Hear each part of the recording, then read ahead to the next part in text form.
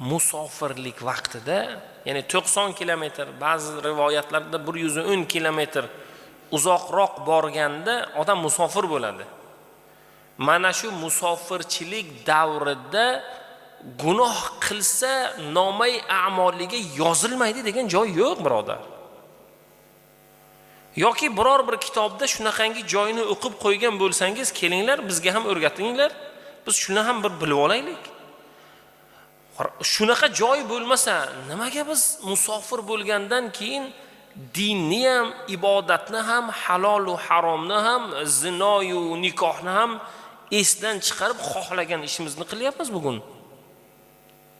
Yoki ba'zi bir kitoblarda musofir holatda gunoh yozilmaydimi degan joy bormi? Nega bunday qilyapti bizlarni insonlarimiz? Shuning uchun Alloh taolodan panoh so'raylik.